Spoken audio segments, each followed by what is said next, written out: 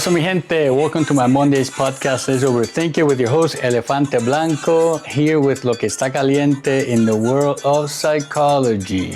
Specifically about this mysterious disorder that is rarely diagnosed and used to be called multiple personality disorder. Is it real? Is it a hoax? Is it a misdiagnosis? We're going to dig into all of that, but before we do, we're going to start with a joke like we normally do. And since we're talking about psychology, let's make it about that. All right? Are you ready? All right. So, where's Waldo? Everybody know about where's Waldo, right? So, why did Waldo go to therapy? Why did Waldo go to therapy? Because he wanted to find himself. What do you think about that? On a scale of 1 to 10, it's a 6, maybe 11, maybe. Alrighty. So let's jump right into the topic. What is multiple personality disorder?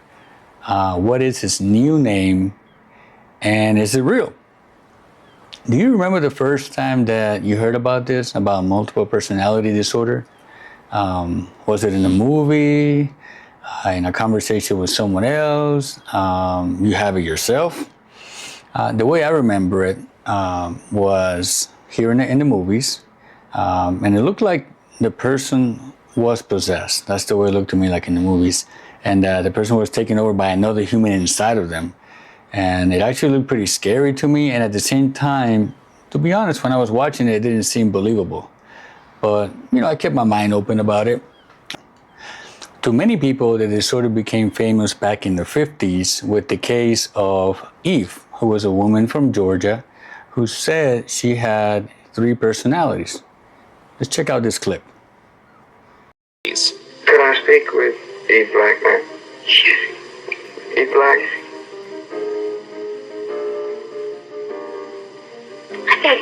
Good. No psychiatrist in the United States in 1954 was unaware of this case. After that case, the one that really became truly famous was the one about another woman. It's interesting to see that most of the cases that I've noticed out there are from women.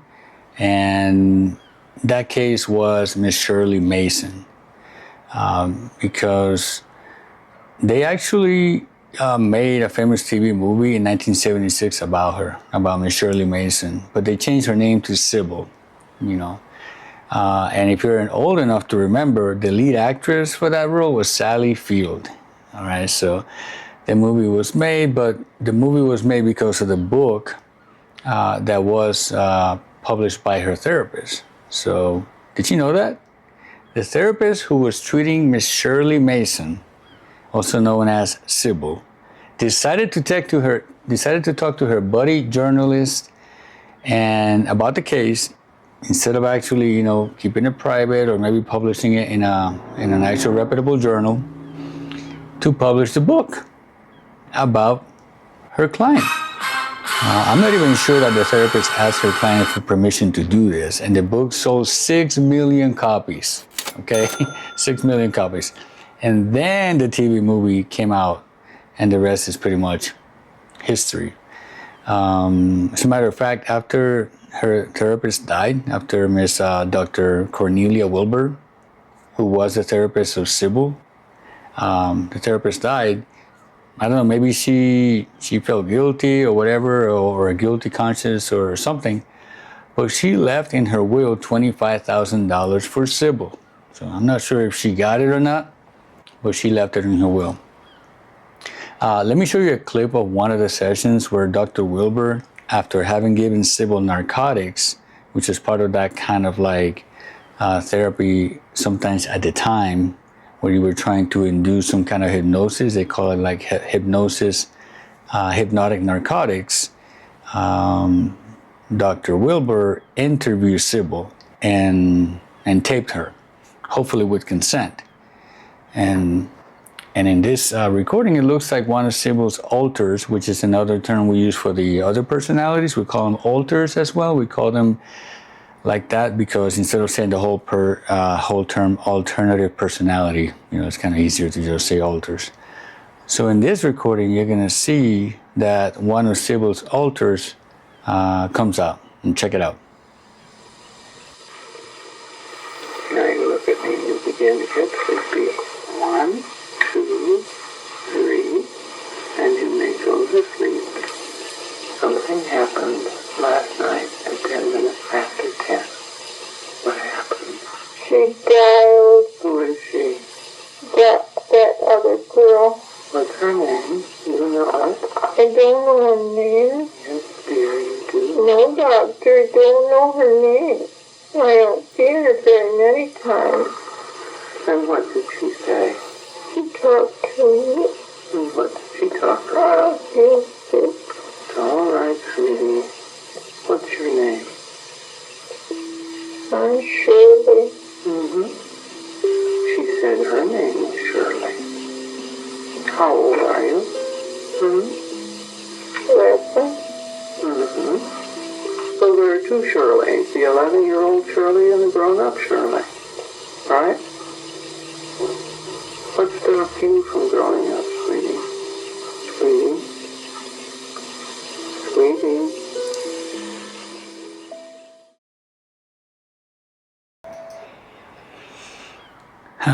This is really captivating to me and kind of sad too. I don't know. How do you feel about it? You know, she kind of like transformed from an adult to an 11-year-old girl. And normally people want to know if it's real. How does this happen to a person?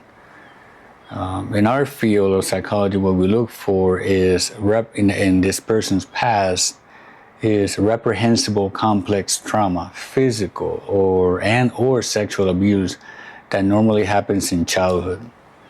And what happens is that when the child is going through it, they are helpless and they want to escape the situation, but they can't. So instead, the body has a way of doing self-preservation and causes the person to escape mentally.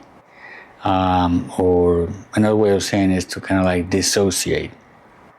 So that person is escaping that pain, the child is escaping the pain in the moment. And so kind of like fast forward that to adulthood, whenever that adult feels that they're experiencing similar emotions from the past, the mind switches. The mind switches into these alters or personalities that protect the person from suffering again. So, that's one way to explain this disorder. So that is the main clue, to diagnose a person with multiple personality disorder, or the current name, which is dissociative identity disorder. There has to have been some kind of reprehensible complex trauma for the person to at least begin to consider being considered for this diagnosis. The reason the name was changed from multiple personality disorder to dissociative identity disorder is because the psychology world around the 1990s felt that what was really happening was not that the person was kind of like developed several personalities, but that the person was dissociated into different self-soothing, kind of self-preserving dissociative states. So they thought these were more like dissociative mental states. When you're like, for example, like when you're like daydreaming, you're awake, but your mind is somewhere else. I know that's just kind of a bit of a really weak example of dissociating in terms of DID, but think about that, but on steroids. So instead of it being that you have like multiple personalities, instead you arrive into a part of your identity, but in a different dissociative mental state. So I hope that's kind of clears it up a little bit in terms of dissociative identity disorder with a new name. Also, you also have to have some kind of amnesia. That's another symptom. Forgetfulness of important personal information and everyday events. And it's always the big one that we always use in psychology for pretty much all the disorders, is that it has to actually cause distress or kind of mess you up in certain areas of your life, like maybe socially, at work, at home, for example. So that's the main. That last one usually is pretty applicable to most, if not all, disorders. Because if it is functional for you to have some kind of unusual mental experiences, but they're not really messing up your life, then I think it's fine. Because at the end of the day, you, me, all of us have a little bit of something, if you know what I mean. So yeah, it definitely has to be distressful and dysfunctional for it to be starting to fall into a category of a disorder when it's really messing up your life. So I want to show you another clip. This one is really more recent, and you be the judge on whether or not this person, another woman, is legit or not. Here we go. If you could have all your alters lined up, all 11 of your personalities, would there be some of them that you would love to sit down and talk to as Encina, and what would you say to them? Oh, absolutely.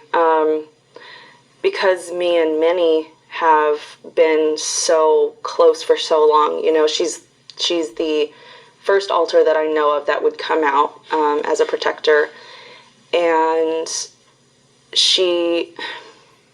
I can hear her voice. I can see what she's doing. Like, they have their own world inside. Can you see what she looks like? Yeah, I can see what she looks like and what does she everything. look like? So she has like silver hair, and she has like a little beauty mark. She's really tiny. She's really cute. Like, it's...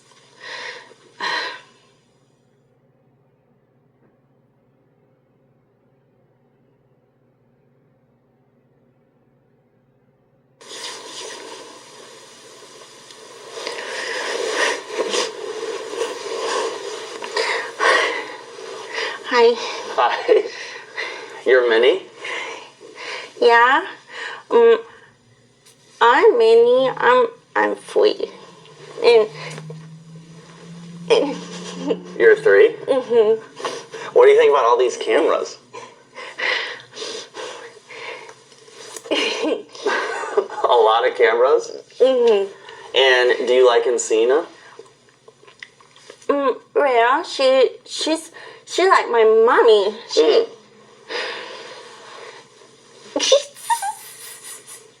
What are those? These are babies. What's your favorite animal? I like my kitty cat. What's your cat's name? I squeeze. Oh, Squish. And we have another one. He named me Girl. And he's a very, very good one. He's scared all the time, though. Now, why did you decide to come out and say hi to everybody? But because my mommy did videos like this a long time ago, I would do those ones too, and we had lots of fun. We had my mommy's other friends would be there, and they would help out too with the videos. Yeah. And it was lots of fun because I got to cut her, and I got to do lots of games, and I like it. Okay, good. All right, so what do y'all think? It seems like in her case, she mentioned something that got my attention, and I'm talking about Encina, the adult, before Minnie came out, and that was that she said that Minnie is my protector. And I think that's really important, especially after we talked about in terms of the human body's capacity for self-preservation and self-protection. To me, if that transformation helps her and it's not hurting anyone and it's not disrupting her life to the point of dysfunctionality, I really have no problem with it.